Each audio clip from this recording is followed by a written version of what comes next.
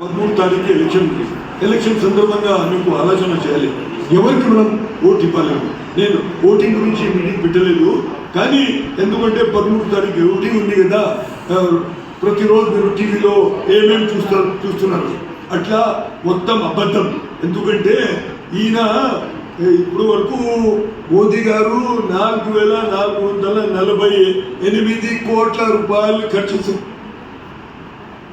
Only ఆయన ముఖం చూపించడానికి. మోదీ మోదీ మోదీ మోదీ అరే నువ్వు చాయ్ వాళ్ళమని చెప్తున్నాడు, కానీ గరీబ్ వాళ్ళకి ఎందుకు మర్చిపోయినాడు?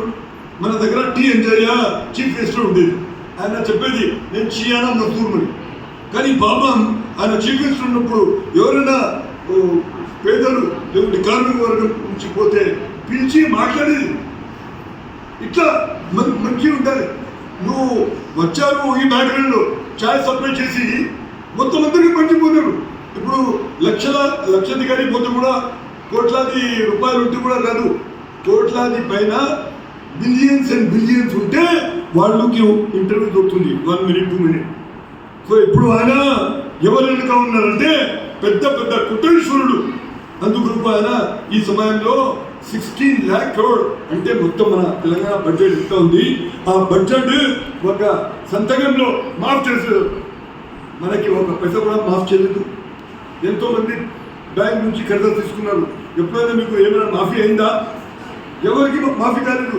ఎందుకు ఈ కోట్లాది రూపాయలు ఉన్న వాళ్ళకి ఎందుకు నువ్వు మాఫీ చేస్తావు? మీ బ్యాక్గ్రౌండ్ ఏంటి? నువ్వు గరీబ్ మంచి, నువ్వు గరీబ్ వాళ్ళ గురించి ఆలోచన చేయాలి.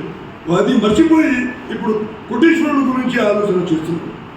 ఇప్పుడు చూడండి, నిరుద్యోగ సమస్య ఎప్పుడు కూడా మన స్వతంత్రం వచ్చే నుంచి ఇప్పుడు వరకు అంత సమస్య ఎప్పుడు కూడా లేదు. మహిళల పైన దౌర్జన్యం, మైనారిటీస్ పైన దౌర్జన్యం, దళితుల పైన దౌర్జన్యం, ఆదివాసీ పైన దౌర్జన్యం. ఇప్పుడు కేజ్రీవాల్కి లోపల పెట్టేశారు. అక్కడ జార్ఖండ్లో ఆదివాసీ ఆయన చీఫ్ మినిస్టర్, ఆయనకి లోపల పెట్టారు.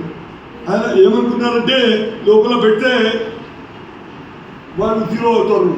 కానీ ఇండియాలో పాపం అని ఎక్కువ మంది, అరే పాపం ఆయన ఎంత మంచి చేసిన తర్వాత ఆయనకి ఎందుకు లోపల పెట్టారు ఉంటాయి. ఈయన అనుకుంటున్నారు కేజ్రీవాల్కి లేకుంటే జార్ఖండ్ చీఫ్ మినిస్టర్ ఆదివాసీకి లోపల పెట్టిన తర్వాత దీన్ని మొత్తం మనకి అనుకూలంగా కాదు, వ్యతిరేకంగా.